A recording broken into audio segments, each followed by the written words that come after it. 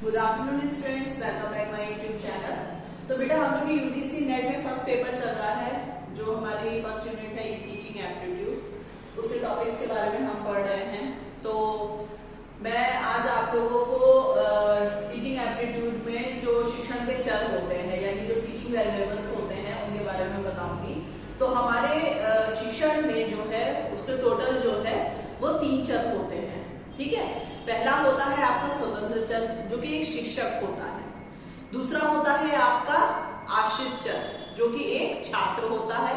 और तीसरा होता है आपका मध्यस्थ चर यानी पाठ्यक्रम। इसके अंतर्गत मध्यस्थ चर के अंतर्गत जो है वो आपका पाठ्यक्रम आता है, ठीक है। तो हम इसे डायग्राम के माध्यम से समझेंगे।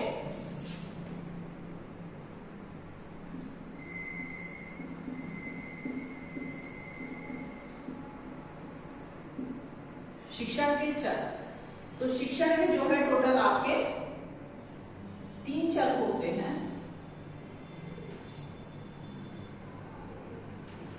फर्स्ट है जो पहला चर है आपका वो होता है आपका स्वतंत्र चर,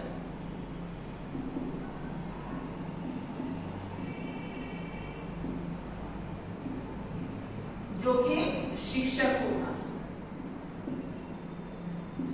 सेकेंड होता है आपका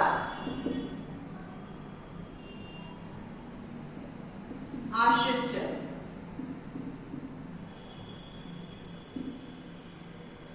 जो कि छात्र होता है। नेक्स्ट थर्ड जो है आपका वो होता है मध्यस्थ चर,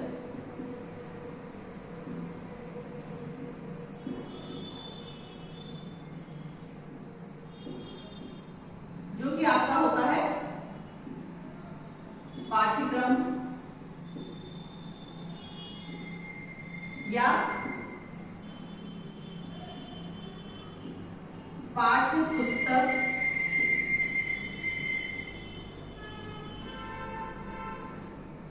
चौक डस्टर और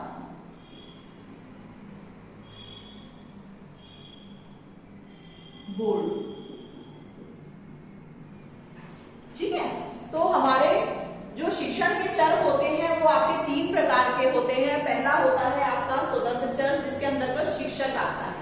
अब स्वतंत्र चर का मतलब हो गया शिक्षक जो है वो कुछ भी कोई भी टॉपिक पढ़ाने में जो है वो स्वतंत्र होता है, ठीक है। उसके ऊपर कोई दबाव या कोई बर्डन नहीं होता है कि आपको यही टॉपिक पढ़ाना है या आपको इसी तरीके के शिक्षण की प्रक्रिया के अंतर्गत रह करके आपको यही प्रोसेस यूज करनी है, ठीक है। तो वो स्वतंत्र चर के अंतर्गत आएगा। सेकंड है आपका आश्रित चर। आश्रित का मतलब हो गया आप किसी पे डिपेंड है, ठीक है। इंडिपेंडेंट वेरिएबल्स हो गए ये और ये डिपेंड वेरिएबल्स हो गए।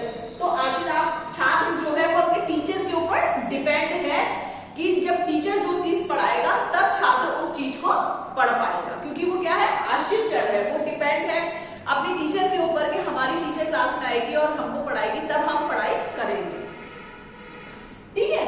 तो जो स्वतंत्र चर और आश्रित चर है इन दोनों के बीच क्या होती है अंतःक्रिया। इन दोनों के बीच जो क्रिया होती है उसको हम बोलते हैं अंतःक्रिया। यानी टीचर जब पढ़ा रहा है तो छात्र पढ़ रहा है। टीचर तो स्वतंत्र है पढ़ाने के लिए, वो कोई भी टॉपिक पढ़ा सकता है, किसी क्लास में जा सकता है।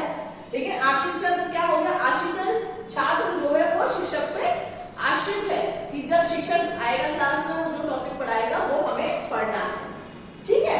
अब थर्ड चर की बात आती है मध्यस्थ चर। तो मध्यस्थ चर में आपका क्या आता है, आपका पाठ्यक्रम आ जाता है, ये आपकी पाठ्य पुस्तक आती है और पाठ्य पुस्तक के साथ आप जो मटेरियल टीचर क्लास में जिस मटेरियल से बच्चों को पढ़ा रहा है वो सारी आपकी मध्यस्थ चर में आ जाती है। जैसे मैंने लिखा है चौक लिखा है, डस्टर है, ब्लैक बोर्ड है आपका, और पाठ्यक्रम क्या होगा जो करिकुलम जिसके अंतर्गत रह करके टीचर छात्रों को टॉपिक्स के बारे में पढ़ाता है, ठीक है।